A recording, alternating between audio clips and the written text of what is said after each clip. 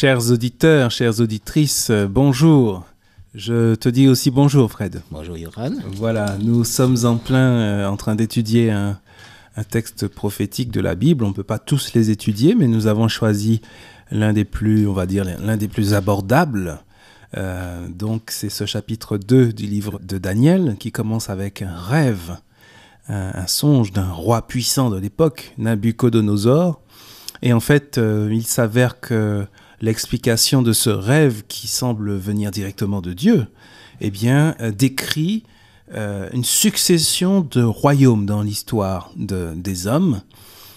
C'est d'abord une statue, disons d'abord pour ceux qui prennent les émissions en cours de route, eh bien que ce rêve, c'est une statue en fait, une statue composite, statue composée de différents métaux, 4 métaux, et faite ensuite au pied d'argile et de fer. Donc les métaux sont or, argent, bronze, fer, et ensuite mélange improbable d'argile et de fer.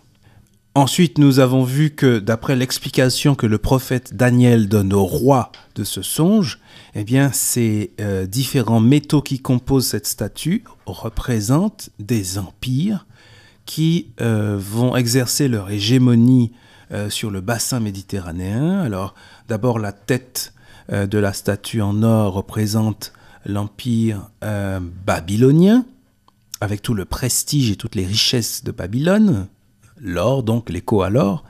Ensuite, la poitrine d'argent, qui représente l'empire médo-perse, tout ça se vérifie bien sûr dans l'histoire, l'empire médo-perse qui a appuyé sa puissance sur le commerce, effectivement, les pièces de monnaie en argent frappées. Ensuite, le bassin de bronze, référence à l'empire qui a succédé, l'empire gréco-macédonien, les Grecs qui faisaient un large usage du bronze pour leurs armes et équiper leurs soldats. Voilà, donc tout cela est très très intéressant et je te propose, si tu es d'accord, de continuer l'étude de ce chapitre. Nous revenons à la prophétie elle-même. Voilà. Alors, après le bassin de bronze, nous avions sur cette statue donc un 4e métal. Eh bien, on va lire le texte si tu veux bien.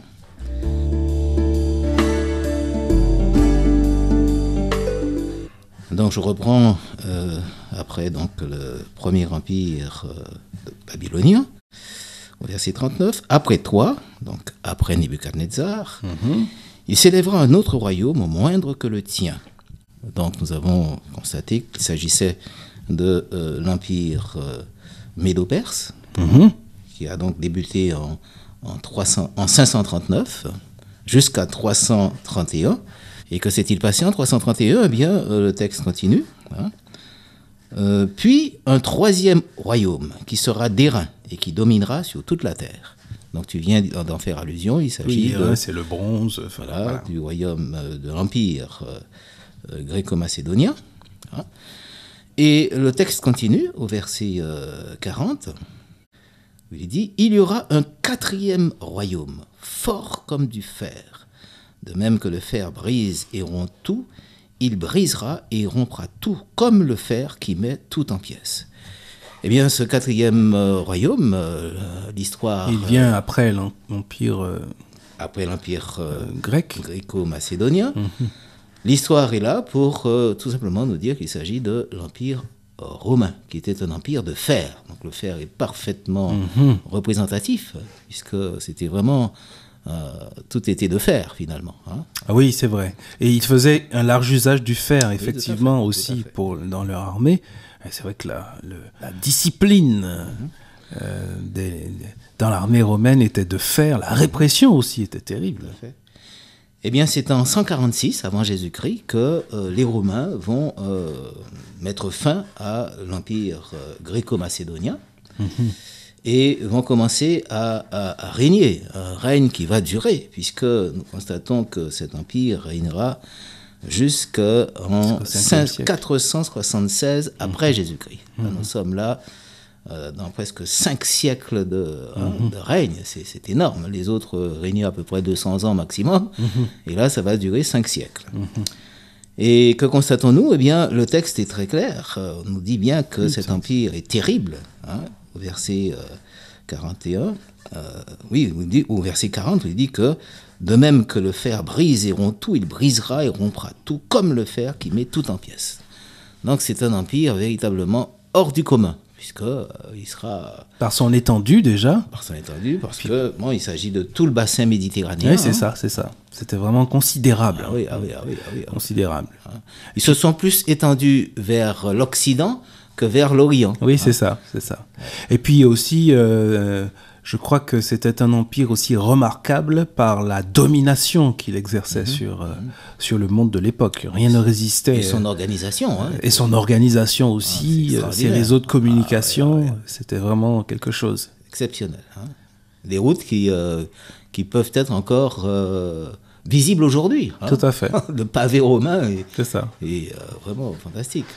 Au fil de l'écriture, Fred et Yoran, sur Parole de Vie, la radio chrétienne de la Côte d'Émeraude. Voilà donc ce 4e royaume, et jusqu'à présent l'histoire confirme clairement la prophétie biblique. Parfaitement, oui. Même.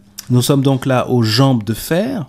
Comme on l'avait fait constater, les métaux qui désignent chacun de ces empires sont des métaux qui correspondent effectivement à la caractéristique de chacun. Voilà, qui font écho à une réalité historique. C'est quand même extraordinaire quand on voit ça. Mais je trouve ça absolument passionnant, quoi. Je trouve ça absolument passionnant. Et ensuite, dans la statue, après les jambes de fer, nous avons donc identifié là l'Empire romain.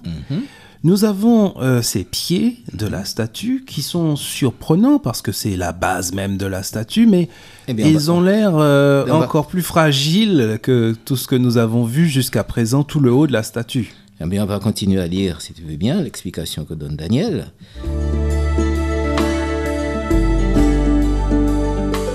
Au verset 42, « Et comme les doigts des pieds étaient en partie de fer et en partie d'argile, ce royaume sera en partie fort et en partie fragile. Tu as vu le fer mêlé avec l'argile, parce qu'ils se mêleront par des alliances humaines, mais ils ne seront point unis l'un à l'autre, de même que le fer ne s'allie point avec l'argile. » C'est toute l'histoire européenne, là, à laquelle on fait allusion ici. Alors, est-ce que c'est exprès que tu as oublié le verset 41 ou... Parce que le verset 41 aussi donnait quelques petites oui, parfaitement, oui, bien. Et tout comme tu as vu les pieds et les orteils en partie d'argile et d'argile de potier et en partie de fer, ce royaume sera divisé. Mais il aura en lui quelque chose de la force du fer, parce que tu as vu le fer mêlé à l'argile et toute la partie que tu as. Oui, alors tu parlais d'Europe. Mais oui, parce qu'en fait, on pourrait imaginer que cette prophétie annonce un 5e empire universel, comme c'était le cas des différents empires, dominant le monde de l'époque. Or, on constate que, là, on parle de division. Oui, c'est un empire divisé, donc il n'y a pas cette unité qu'avaient les autres empires précédents. Et c'est vrai aussi qu'il y a une inégalité, puisque le texte dit bien que certaines parties seront fortes, comme le fer, et il va garder quelque chose du fer, donc il faut peut-être chercher des traces, une subsistance de l'Empire romain dans ce royaume qui continue. Il y a donc une sorte d'inégalité dans cette division. D'inégalité dans la force, et puis d'autres parties plus faibles. Alors, qu'est-ce qui a suivi l'Empire romain, justement ? Eh bien, nous savons que l'Empire romain a été rogné, miné, on pourrait dire, par des nations dites barbares, des peuples dits barbares. Et parmi ces peuples, nous en avons un certain nombre dont nous savons l'identité. On nous parle... On sait qu'il y avait 10 grandes nations barbares, en tout cas. Il y en avait plus, mais il y en avait 10 principales, on va dire. Alors, on pourrait peut-être les rappeler. Alors, donc, nous avons les Francs, bien connus, les Francs, les Visigoths, les Alamans, les Ostrogoths, les Lombards, les Hérules. Donc, finalement, il y en a une dizaine. Il y a aussi les Anglo-Saxons. Et la prochaine fois, peut-être pour nous poursuivre sur ce sujet. Ah oui, c'est intéressant, ça fait penser aux 10 orteils de la statue. C'est tout à fait ça. La prochaine fois alors. Tout à fait. À bientôt. À bientôt. Au revoir.